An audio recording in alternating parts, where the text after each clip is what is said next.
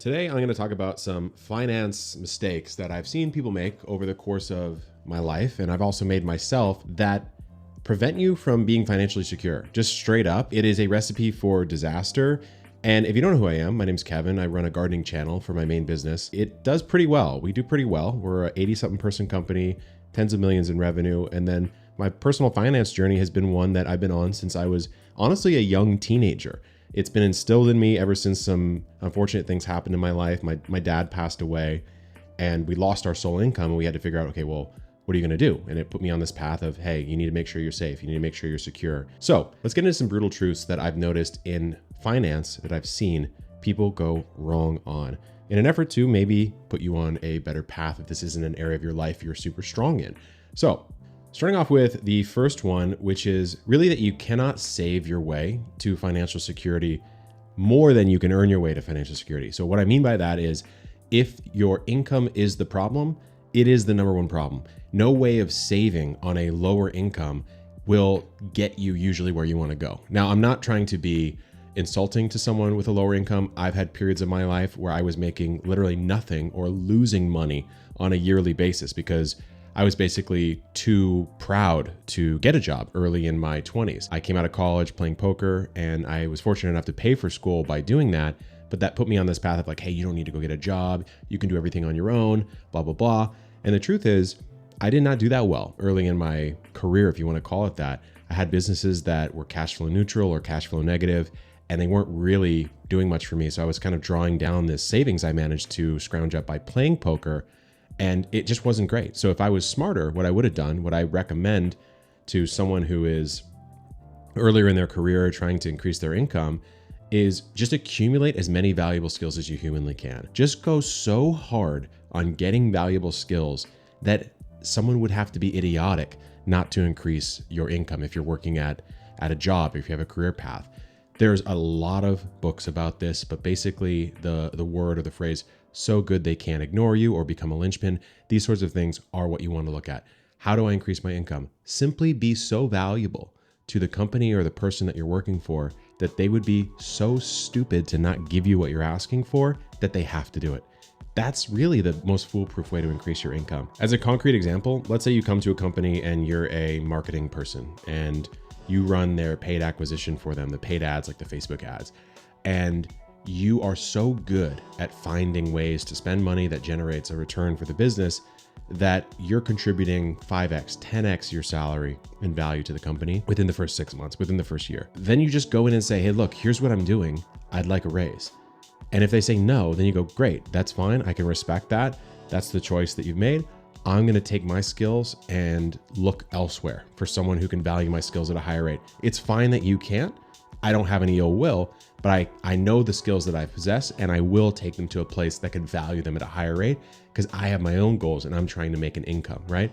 So it's better to increase your income potential than it is to just try to save every penny that you possibly can, because you can only save down to zero. You can only save 100% of a low income, but you can earn quite a bit more than you probably are earning today.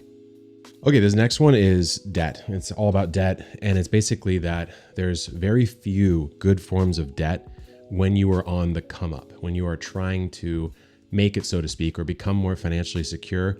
Very few forms of debt are good. What I mean by that is, if you think about the traditional credit card, right? Your 20, 30% APR. Compounding, which sometimes referred to as the eighth wonder of the world, we often think of it in positive terms only. Hey, well, the index fund that I'm in, it returns at 8 to 10% a year. So I'll compound that growth over the next 30 to 40 years and I'll become financially secure and I can retire or whatever, right? That's the classic story.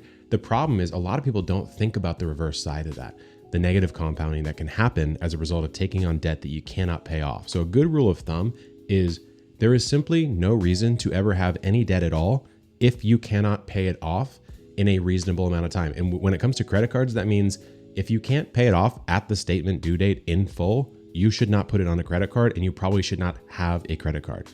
There are very few exceptions to this. You're probably not the special snowflake that's going to crack the code and make it work by going all in on credit cards and like trying to build a business or trying to do something with it. So just don't do it. Now, there are some caveats as you get into more complex strategies for building wealth or trying to become more financially stable. And that would be something like buying a house at a very low rate, like 2.5%, which a lot of people were able to do 4 or 5 years ago, and then using the money that you did not use to pay the house off, let's say in cash, and putting that in the market, which historically is returning anywhere from 6 to 10% a year.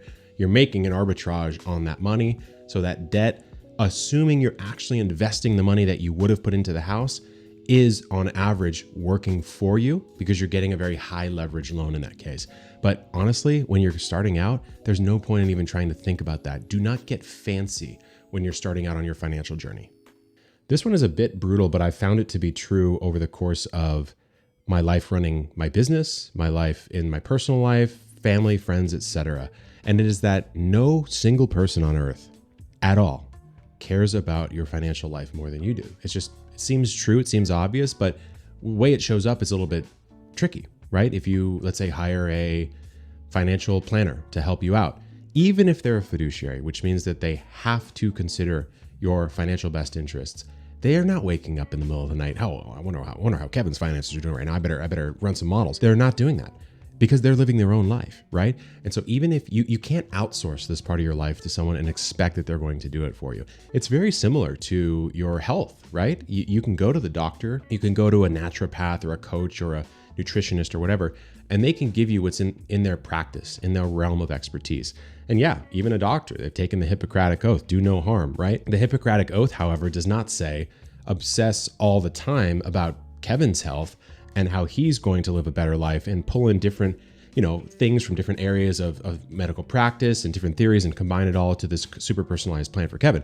No, he or she is going to try to make sure you don't die, pretty much is what the doctor's going to do. So you have to make sure that your financial life is on lockdown. It's your life. You have to put the plan in place and execute against that plan. Okay, this one is tough for a lot of people to do. I might be an anomaly in this case because I think I skew probably on the low end of this, but it's basically this whole live beyond your means thing. Do not live beyond your means. A good rule of thumb that I've tried to keep in place is I live like half of my means, maybe something like that, half to a third of my means.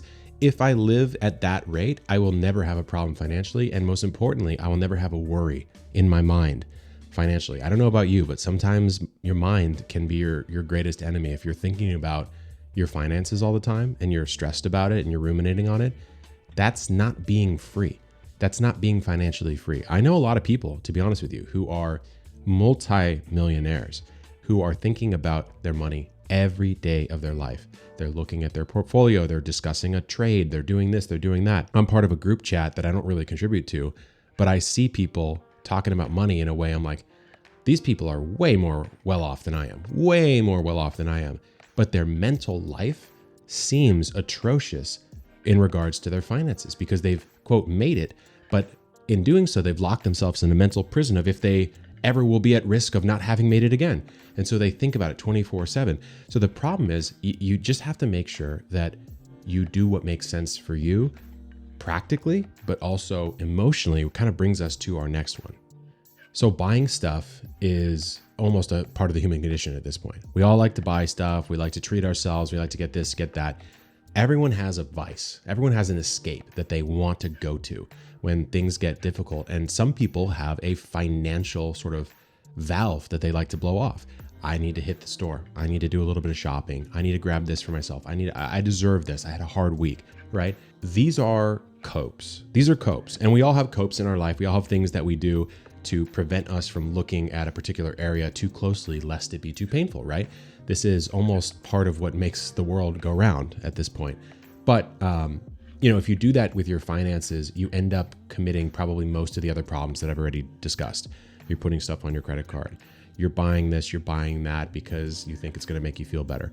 Most of these things, you normalize to them very, very quickly. This is a fancy microphone. This is like a $400 or $500 microphone.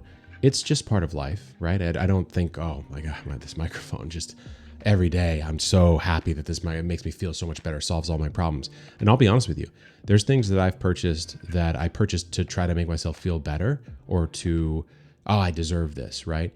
And very few, I would say, have held the test of time. Some things, like I bought a car, right? I bought an electric car, electric SUV. it was expensive. I never thought I would spend that much money on a car in my life. And I said, I feel like I deserve it. I've worked so hard my whole life to try to make my business work out. And I'm fortunate that it has worked out. And, I never celebrate anything. So I think I'll do it. And you know what?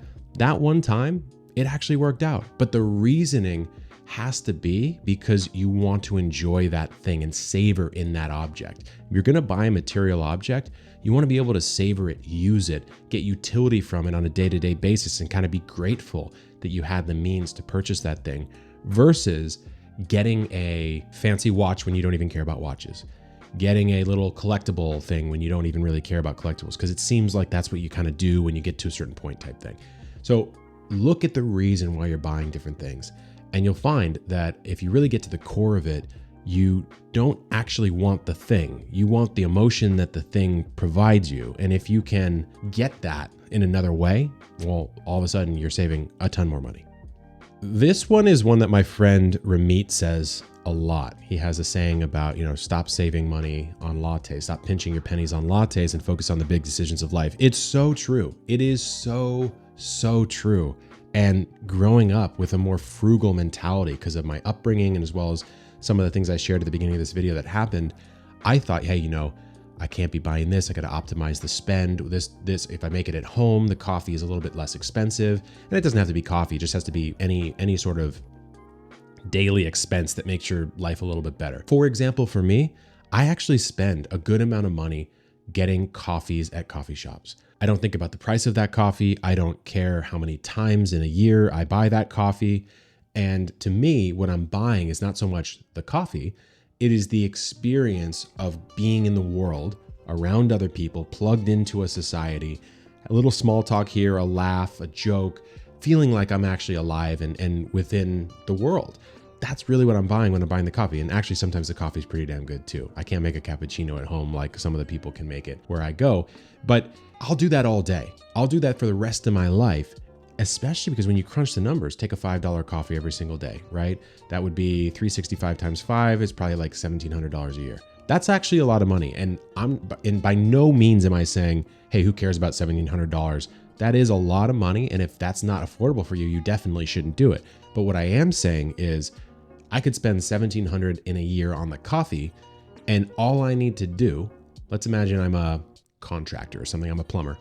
All I need to do is $1,700 more of business to cover that, let alone all I need to do is maybe implement a system in my business in which I generate 10 more leads per month, and those leads generate me $4,000 extra in revenue at a 40% profit margin, which is something like $1,000 a month, which is $12,000 a year.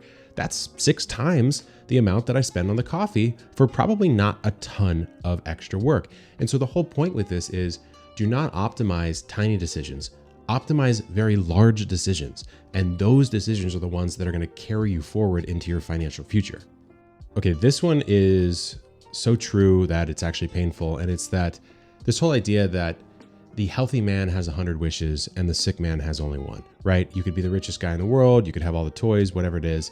It doesn't really matter if you cannot get out of bed because you simply are so depressed that you can't act in the world, or you have an illness that's maybe caused by your lifestyle or an addiction or something that you cannot just function. You just can't live. It does not matter how much money you have or how secure you are if you cannot live the life that having that security should allow you to live. And to be honest with you guys, this is one that impacts me quite a bit. I struggle in certain areas of my life with this, and it's a battle sometimes, I feel like, to try to get those parts of life on track because it's so ingrained in me from being younger to try to be secure, try to be safe, try to make sure that nothing's bad is gonna happen, that it's easy. It's like kind of comforting to focus on doing well in your business, growing your revenue, running a good shop, investing your money wisely. And I'll talk about that maybe in a future video, investing stuff. Than it is to say 1 hour a day, get out on that walk, throw a rucksack on, go to the gym, do some stretches, hit that sauna, make sure you're eating well at the same time, make sure you're sleeping well, all that kind of stuff. That's your second to second existence. That's how you're actually living your life. It's not so much that you're spending money every single second and you need to be secure to spend the money. It's like you're in your body and your mind every single day. So you have to make sure that that's what you're paying the most attention to. And coincidentally, it ends up making you a much more able human being to execute on some of the financial goals that you have in your life. So I wish all you guys well. I really do. We're in a crazy period right now. I think that, with crypto going crazy, with the market going crazy, with things like Pokemon cards are getting wild. Anytime you see these alternative investments go off, you just know that people are going to have a potentially hard time when that fall comes.